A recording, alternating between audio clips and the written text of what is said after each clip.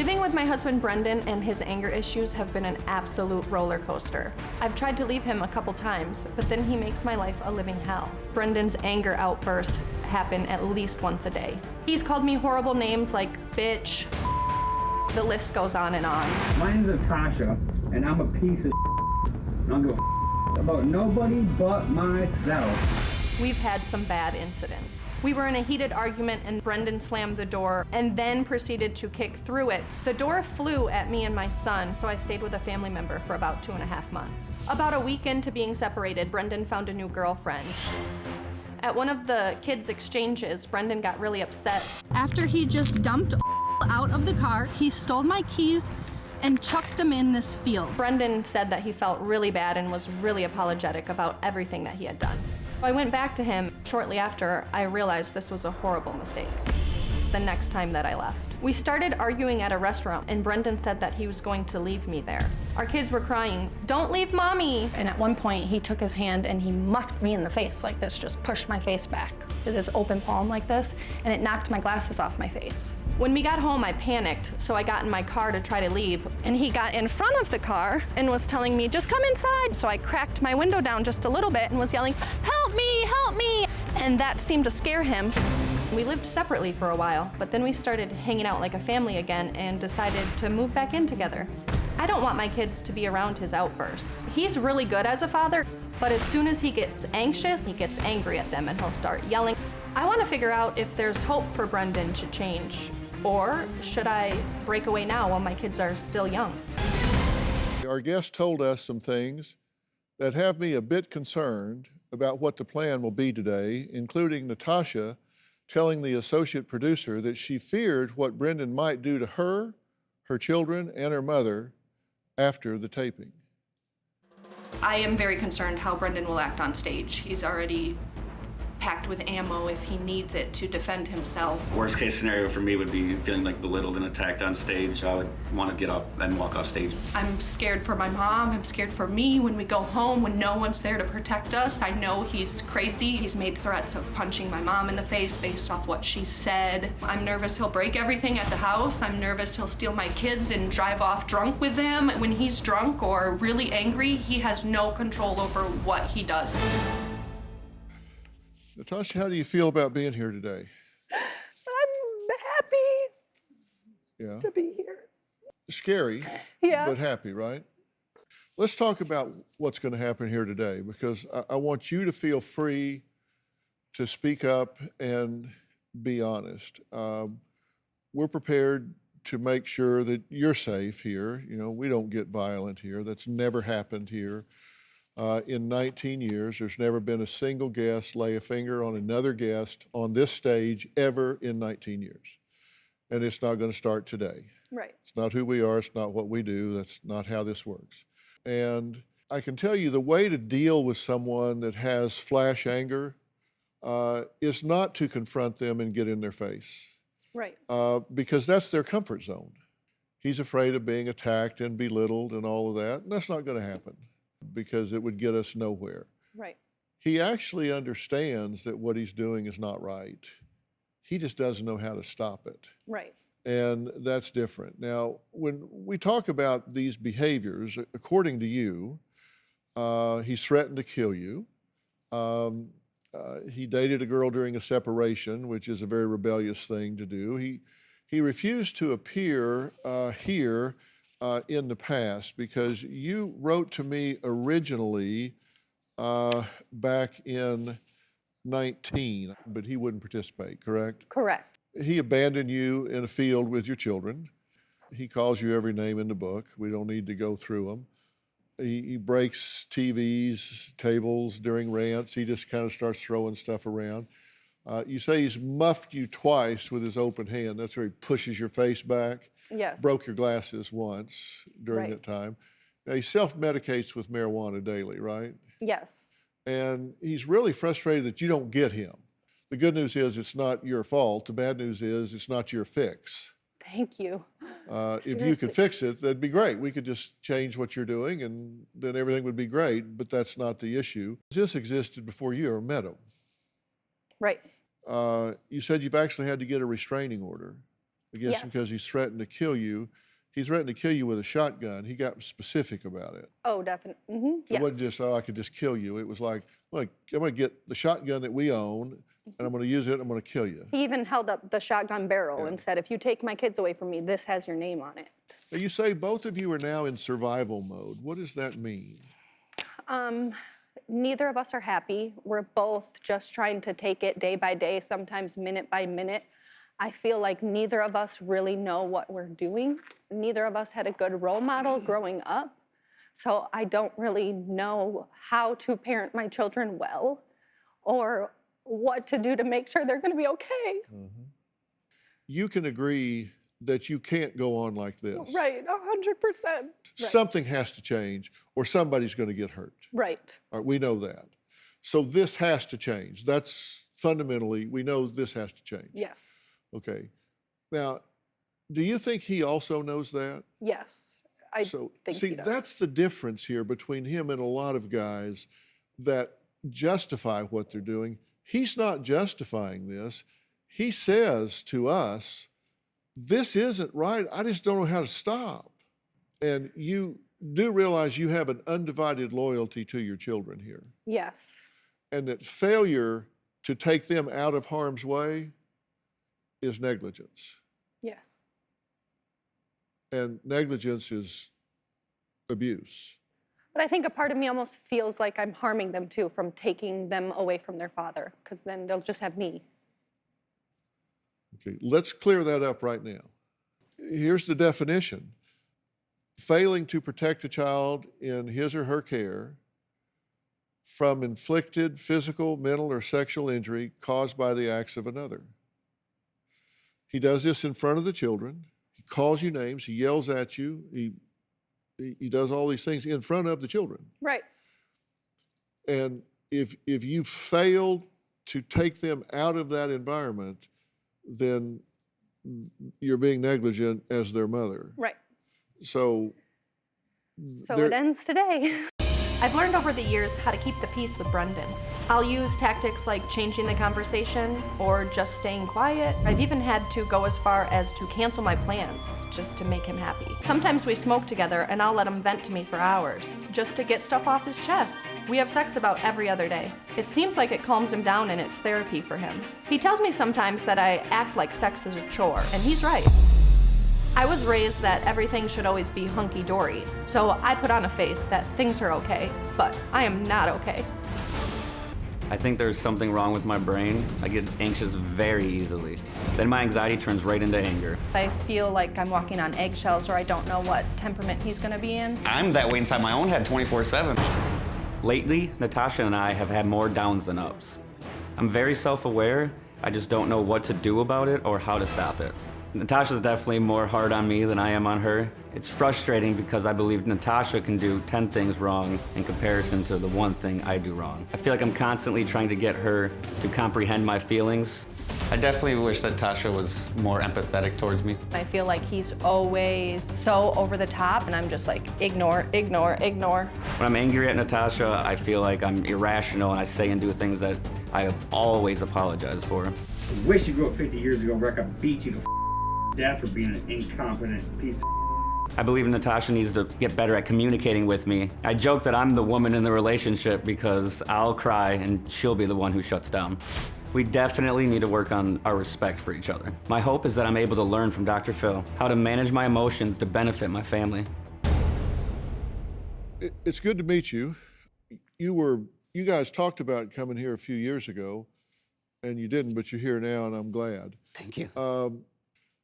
And let me tell you straight up, I'm not here to judge you. I'm here to help you. Thank you.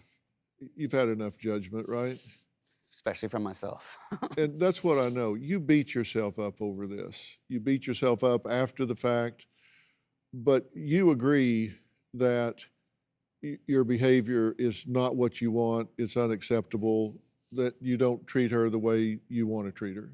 Not at all. I agree. So we need to figure out why that's happening and how to change it. Because you're not here to defend it, you're here to change it, right? 100%, yes, Doctor. Okay, so let's work together to create that happening. And I have some ideas about that.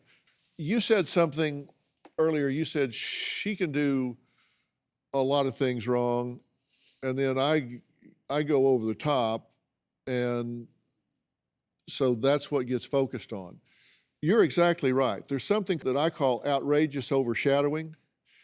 When one person's behavior is so outrageous, it overshadows the behavior of another, which means you can do like 5 things that in the paradigm of a marital relationship would be worthy of criticism, would be worthy of change, that anybody would object to.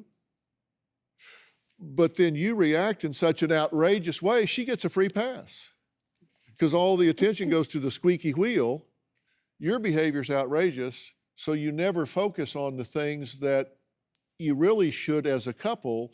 Do you feel this coming on when it's coming on? Yes, I do. What are your first signs? My heart rate starts to speed up excessively. I even have a watch sometimes, and I can watch my heart rate You look at it, it's going 68, 88, 98. 90, 100. Yeah.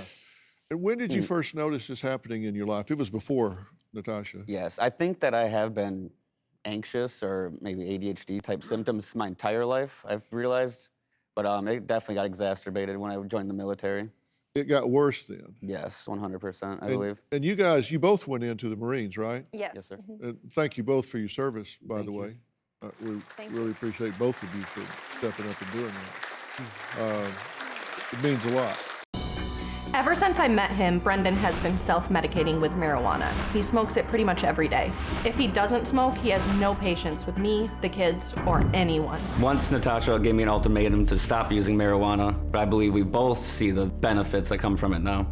It calms down my anxiety, makes me more happy-go-lucky, and gives me more patience with my children. If he continues to smoke, I'm scared it's just gonna be slapping a Band-Aid on a wound that's just waiting to explode again. Here's video of Natasha. She says depicts how Brenden talks to her when he's in these rages, and you may not have been aware of some of this, so pay close attention. I go to work every day and make nothing. I made $100 in my past 5 days of work. Good to know. Your job. You, I don't even care to ask you even what happened. Because I don't care. My name's Natasha, and I'm a piece of I don't give a about nobody but myself. Hashtag, I'm a white female. I wish you grew up 50 years ago where I could beat you to death for being an incompetent piece of I want you to be my wife and my teammate. Nope, I can't get that. I can't you to feel bad for me. Can't you say I'm sorry? Sorry you feel that way. Nope, you're a piece of must be nice. Okay, do you recall that? Yes, I do. When did it happen? The night after he got fired and came home and started drinking. Okay. Were you drunk when that happened? I don't remember. You don't remember that happening? I do remember the parts of that conversation, but I don't remember the scenario around it. Mm-hmm. That's even worse. Mm-hmm. Yeah, but that's diagnostic, as of diagnostic significance. So you said, I wish you were born 50 years ago so I could beat you blank to death. Now, how does that sound when it's read back to you?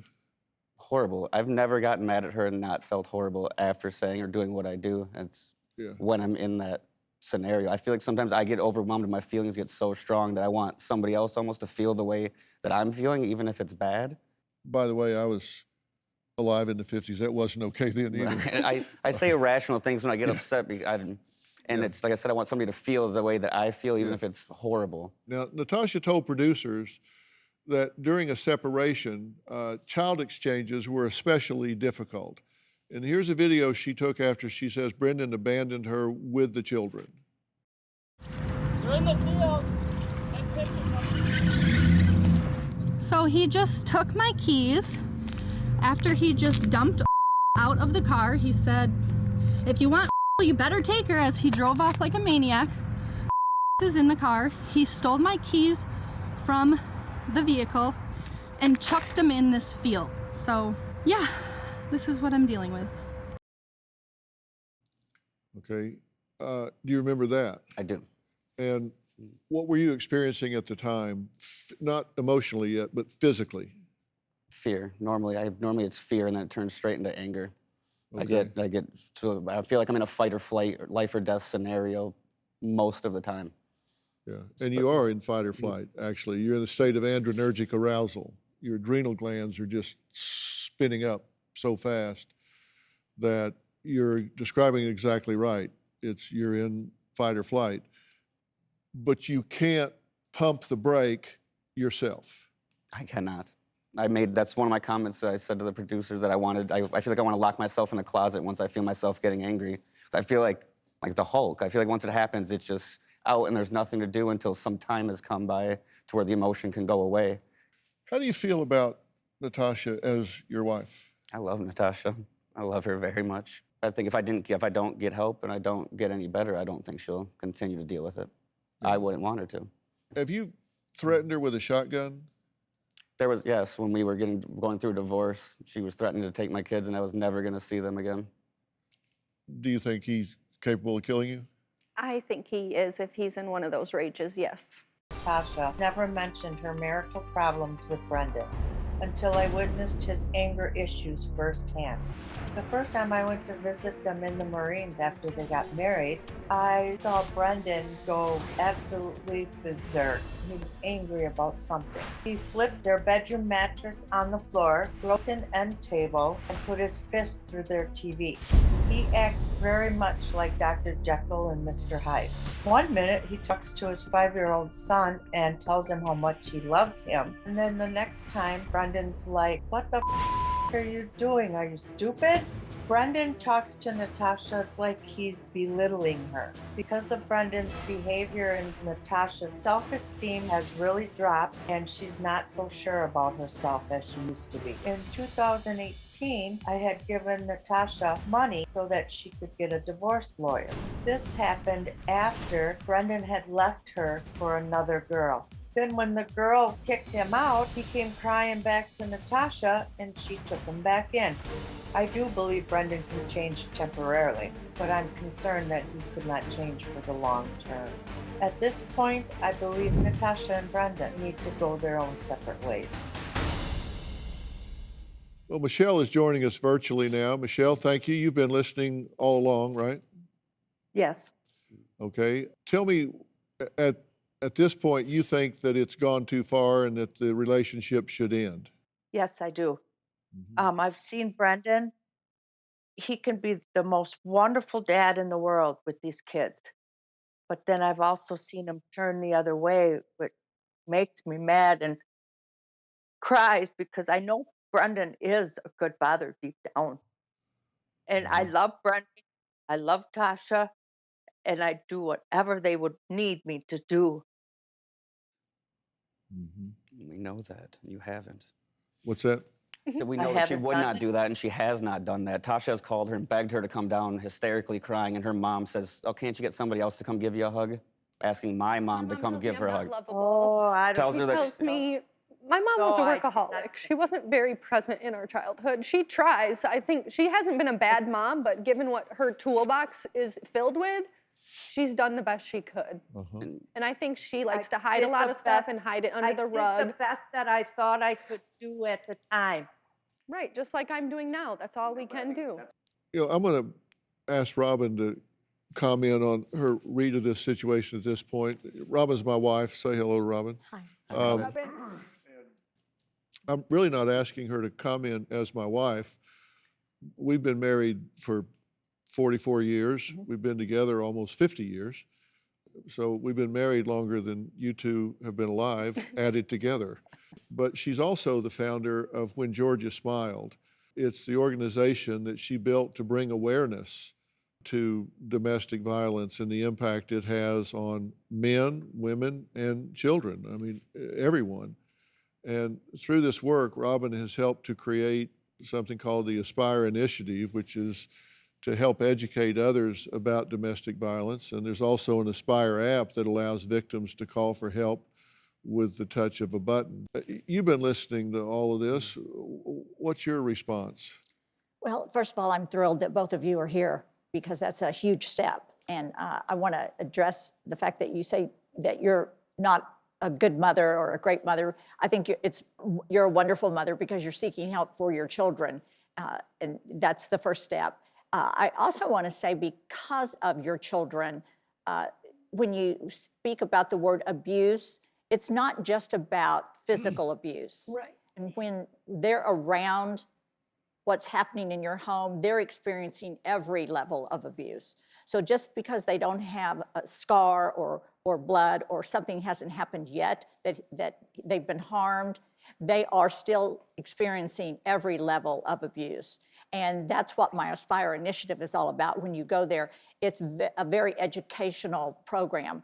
And I think that's key, that you can learn, that everyone can go there and learn everything you need to know about what abuse really is, and when you are in the middle of being abused, or if you're an abuser. I think that's a very important aspect of it, to be educated, because I do believe your children are in the middle of an abusive home and situation, and I'm very happy that you're here to get some help with that. Today I'm here to do my brain imaging with Dr. Jabour. I'm feeling very excited, actually. It's been something I've been hoping to have done.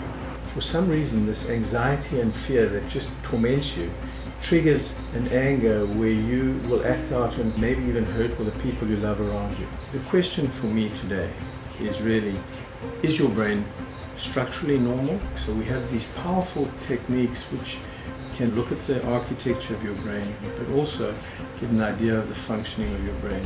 So we're looking for any possible stigmata of brain injury, which could be caused by other things other than actual injury. Brenden, this next scan will be 4 minutes. Okay. Tomorrow with Dr. Phil, we'll have all the data together and we'll be able to analyze and provide him with some roadmap as to what possibly could help Brenden. Hoping for some type of outcome for me and my family, positively. Well, joining us now is Dr. Bradley Jabour, who, in my opinion, is the world's leading neuroradiologist with more than 20 years in practice. He did his residency at Stanford University and his radiology fellowship at the University of Southern California and UCLA. So, Dr. Jabour, thank you for being here. Thanks. Brenden, do we have your permission to talk about the findings? Yes, you do. Okay. Can we just go to the screen and you walk us through what you found here? So we can see the good-looking Brenden, right? He's recognizable. This is a 3T MR, which is able to not only look at the whole brain, very accurate, the face and structures, we're able to look into the brain and see the wiring mechanism inside your brain. I was surprised, in talking to Brenden initially, and he mentioned that he had never had any experience of an impactful head trauma. And we see evidence that looks like at some point, somewhere, somebody should sit with Brenden and try and find out when did he get a hit on the head or knocked unconscious, possibly, something that maybe he doesn't remember. Right. But it probably did happen because there's several of these areas of gliosis or scar tissue. And you said you located at least 7 distinct areas of scarring in the front portion of the brain here. Correct. There were 7, all concentrated more in the right hemisphere, in the frontal lobes. So somewhere along the line, this brain has been impacted. I'm encouraging somebody to sit and try and find out what happened in his early years up until he was 12, 13. Did he ever have any issue like that? Okay. And I'm not sure if you can tie in the anger issues with a particular moment in his life, or has he always been angry, even as a 12, 13, 15-year-old? Okay, and when you see this kind of injury in this part of the brain, this is often associated with exactly what he's experiencing. As far as Branden's concerned, I think there's something else in the history that we would have to try and delve into to figure out why does he have these subcortical areas of gliosis in the right frontal lobe. Okay, so this is a distinct finding. This wasn't a close call, right? Not a close call, no. And this is definitely abnormal. Abnormal, yes. Okay. So this is a technique that's very useful looking at the blood flow to the brain, and you can see Brenden over there versus a normal patient. And it's very easy to see that where red represents blood flow, good, healthy blood flow, Brenden has markedly diminished blood flow into his brain. It's a clue that the machinery of the brain isn't functioning as efficiently as it should. So these are new techniques that you have to be cautious about. This is functional MRI, where we're able to look at the various computers in the brain that work in a different time series with each other. For instance, on the left, that's the normal cerebellum, the area of the brain that is responsible for balance and equilibrium. This is the normal visual cortex where we see things. Those all look good.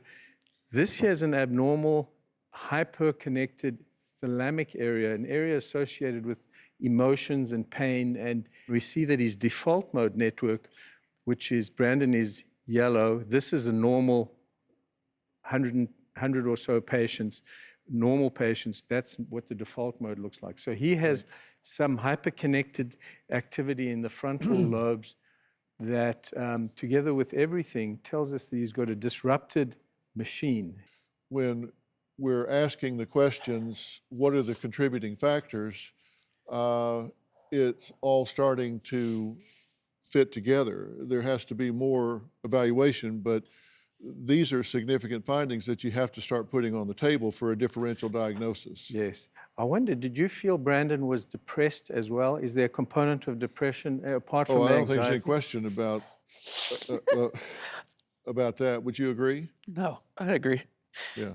What can you do about that, Dr. Jabour? Well, you know, if we want a good psychiatric evaluation of the depression anxiety component, and if he is truly depressed, we know that traumatic brain injury is often associated with that. And there are a number of non-invasive techniques where you can start that brain up again with TMS, one of the non-invasive, non-pharmacological ways to try and spark the brain to get the circuits moving properly and get the brain working. That is a possibility. That's amazing to hear. Is this helpful for you to know? Yes. I'm assuming that both of you are glad to have this information, right? This answers a lot of things. Definitely. Here's the important thing, the children. In the interim, you really have to protect these children. And if this gives you enough information and relief that you feel like you can really modulate and you can make a commitment that you can be safe, that's one thing. If not, then you need to really make the responsible decision to take yourself out of the situation until you get this under control, which can happen much sooner than you'd be surprised how quickly the brain can respond. But we can't leave the children in this cauldron of chaos and emotion here. And, you know, we're going to help you with, there's a psychological part of this, there's a neurological part of this, and we're helping with the neurological part, we'll help with the psychological part as well. So you've got somebody that you can sit down and talk through these things with and explain what's working on here and how to bring all of that together.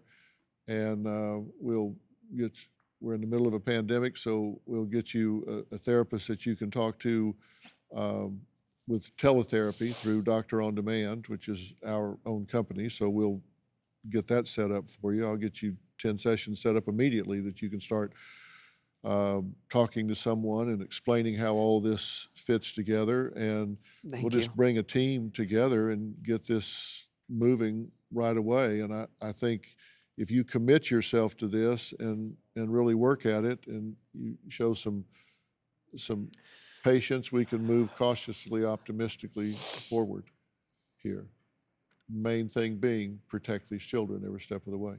Yes. Fair enough? Yes. All right. Are you glad you came here? Yes, I'm very glad I came here. I can look out now and not see a brick wall. I can see 7 different roads instead of just a brick wall that I know I can't climb. Yeah. All right. And Dr. Jabour can explain a little bit more about it when we finish here. All right, we are out of time. I want to thank my guest today, and a special thanks to Dr. Bradley Jabour, Chief Radiologist and owner of the Medical Imaging Center of Southern California in Santa Monica, and now his newest clinic in Beverly Hills. If you at home want your own Doctor on Demand, go to Google Play Store or the Apple App Store and download the Doctor on Demand app. I'm going to make that available to both of you to work on what you need to do to move forward from here. Because I don't want you walking this walk alone either, okay? He's threatened to kill you with a shotgun. He even held up the shotgun barrel and said, "This has your name on it." Your behavior's outrageous. I feel like I want to lock myself in the closet once I feel myself getting angry. Do you think he's capable of killing you? I think he is if he's in one of those rages. New Dr. Phil. Check your local listings.